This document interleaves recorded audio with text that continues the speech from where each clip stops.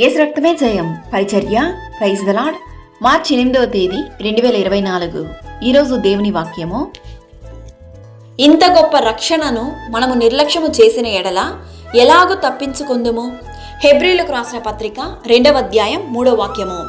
అవును, క్రీస్తునందు ప్రియమైన వారులారా, మానవుడు దేవునికి అవిధేయత చూపడం ద్వారా పాపపు కాడి క్రింద నలిగిపోచున్నాడు. అయితే దేవుడు మానవుని రక్షించడానికి తన దూతల ద్వారా, ప్రవక్తల ద్వారా, రాజుల ద్వారా సందేశమును, ప్రేమను ప్రజలకు తెలియజేస్తూ వచ్చెను. అయినప్పటికీ మానవుడు రక్షణను నిర్లక్ష్యపరచెను. అయితే హృదయము నచ్చుకున్న ఆ దేవదేవుడు ఏకైక కుమారుడు, తన అద్వితీయ కుమారుడైనటువంటి యేసుక్రీస్తును ఈ లోకమునకు పంపి మానవుల పాపముల నుండి రక్షించమని పంపెను. అయితే క్రీస్తు ఇచ్చు ఈ గొప్ప రక్షణను నిర్లక్ష్యము చేసిన ఎడల ఈ ఉగ్రత నుంచి మనము తప్పించుకోలేము. దేవుని యొక్క రక్షణ ఇవ్వడానికి ఆయన ఎల్లప్పుడూ సిద్ధంగా ఉన్నాడు.